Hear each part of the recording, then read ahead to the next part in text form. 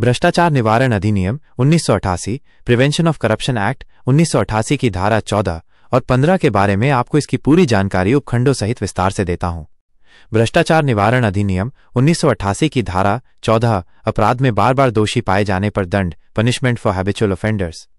धारा 14 उन व्यक्तियों पर लागू होती है जो इस अधिनियम के अंतर्गत अपराध जैसे रिश्वत लेना देना, प्रभाव का दुरुपयोग करना बार बार करते हैं।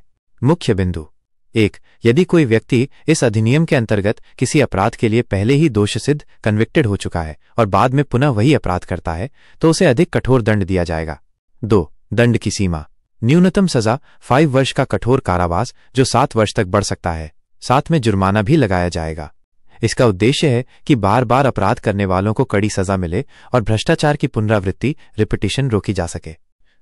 भ्रष्टाचार निवारण अधिनियम 1988 की धारा 15 धारा 13(1)(c) या 13(1)(d) के अपराध के प्रयास पर दंड, पनिशमेंट फॉर अटेम्प्ट।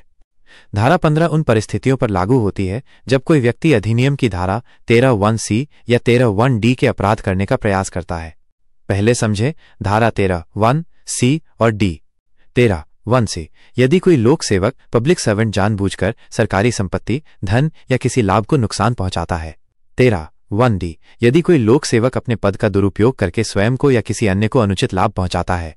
अब धारा 15 यदि कोई व्यक्ति उपरोक्त अपराध धारा 13(1)(c) या 13(1)(d) करने का प्रयास करता है लेकिन अपराध पूरा नहीं हो पाता है तो भी उस पर मुकदमा चलाया जाएगा।